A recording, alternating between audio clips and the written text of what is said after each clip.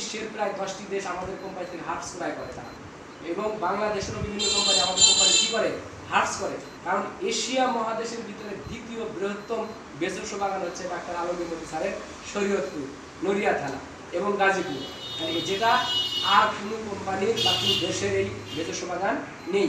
কেননা পৃথিবীতে ভেষজ চিকিৎসা হচ্ছে একটা সমাদৃত চিকিৎসা, যেমন আয়ুর্বেদিক, পৃথিবীর আদি চিকিৎসার নাম হলো আয়ুর্বেদিক, সেখান থেকে আজকে আধুনিক যুগের ট্রিটমেন্ট হচ্ছে অ্যালোপ্যাথি। তাহলে বন্ধুরা দেখেন, যে আয়ুর্বেদিক ট্রিটমেন্ট শুরু হয়েছিল গাছগাছরা দ্বারা, সেই গাছেরই গবেষণা 300 বছর থেকে করেন আলমগীর মতি স্যারের পরিবারেরা। আর আলমগীর মতি স্যার শুরু করেছে প্রায় 95 বছর, তার বয়স প্রায় 70 বছর থেকে তার এই গবেষণা। কেন? যেহেতু তার বাবার কাছে সে থেকেছে, তার মায়ের কাছে থেকেছে, ছোটবেলা থেকে এটার সে কি পেয়েছে, সহবত পেয়েছে।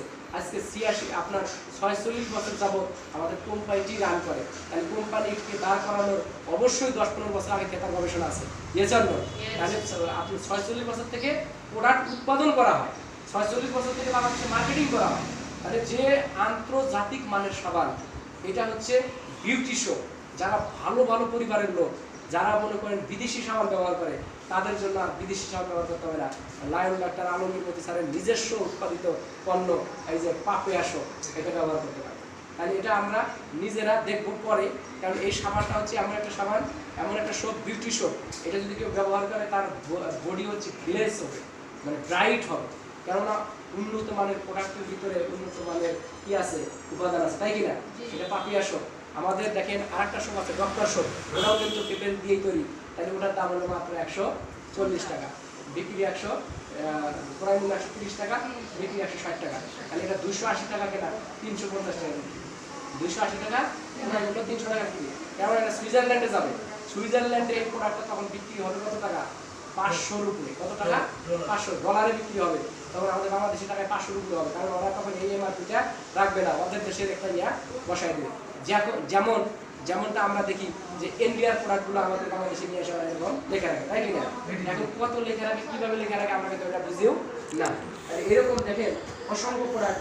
আমাদের এই যে নারিকেল তেল, তাহলে আমাদের যে নারিকেল তেল দেখেন খাঁটি নারিকেল তেল, তাহলে আমরা বাহির থেকে কেন পণ্য কিনবো? খাঁটি নারিকেল তেল আছে, যে নারিকেল তেল মাথায় দিতে পারবো, তরকারিতে সোমবার দিয়ে খেতে পারবো, মুড়ি মাখায় খেতে পারবো। বাজারের নারিকেল তেল আপনি এটা করতে পারবেন না। তাহলে যেখানে ন্যাচারাল পণ্যের মাধ্যমে একটা স্থায়ীভাবে ইনকামের সুযোগ তৈরি হয়, তাহলে পণ্য নিজে ব্যবহার করলেও আপনার ইনকামের রাস্তা তৈরি হয়। এই জন্য বলেছে যে এমএক্সের মানেই হলো সাধারণ মানুষের অসাধারণ ইনকাম। এমএক্সের মানে কি বলেন? সাধারণ মানুষের অসাধারণ ইনকাম। তাহলে নিজে যেমন ইনকাম নিশ্চিত করবো, অপরের ইনকামও আমরা নিশ্চিত করার জন্য চেষ্টা করব। সেই ক্ষেত্রে দেখেন বন্ধুরা, পৃথিবীতে আমি যদি নিজে বড় হতে না চাই, তাহলে আমাকে কেউ বড় করতে পারবে না। তাহলে এই জন্য আমাদেরকে কি করতে হবে? আমার জায়গা থেকে আমাকে একটা সিদ্ধান্ত নিতে হবে যে 26 সালের মধ্যে আমি আমার ইনকাম 50,000 টাকা এমএক্সএন থেকে নিশ্চিত করব। তাহলে আপনার ইনকামটা কি হবে? নিশ্চিত হবে। তাহলে এটা করতে গেলে আমাদের 3টা কাজ করতে হবে। কয়টা কাজ করতে হবে? 3টা কাজ করতে হবে। বেশি বেশি আমাদেরকে মানুষকে দাওয়াত দিতে হবে। কিসের জন্য? এমবিও প্যাকেজ করার জন্য, কাস্টমার তৈরি করার উদ্দেশ্যে। আমাদের মূল উদ্দেশ্য হচ্ছে কোম্পানি কি করা?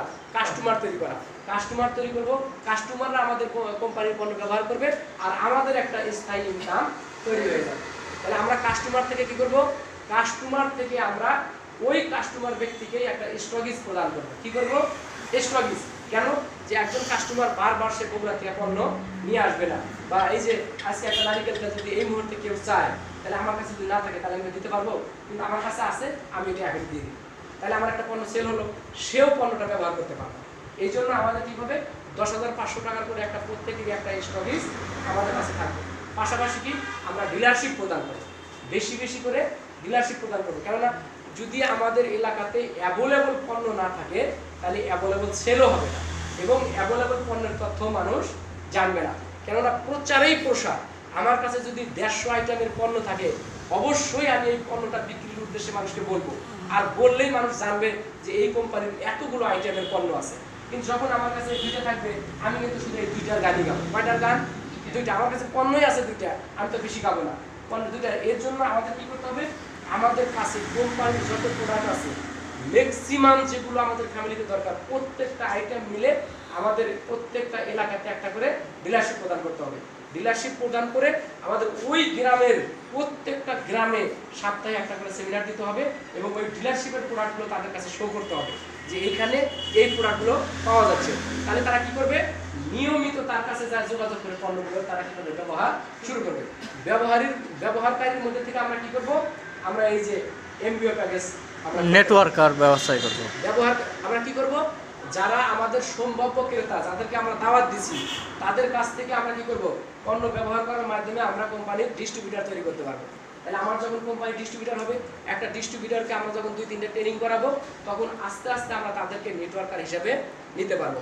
যখনই তারা আমাদের সাথে যখন একমত পোষণ করবে, যখন তারা ইনকামের জন্য উদ্যোগ হবে, তখন আমরা তাদেরকে কি করবো, আস্তে আস্তে আস্তে আস্তে আমাদের ডুপ্লিকেশন তৈরি করবো। কি করবো, যেন সে যেমন 50,000 টাকা ইনকাম করে, তারও যেন আন্ডারে এরকম 50টা লোক মাসে 50,000 টাকা ইনকাম করতে পারে, সে যেন সেভাবে তৈরি হয়। আমাদের সেই প্রসেসিংটাই তৈরি করা। তাহলে বন্ধুরা মোটামুটি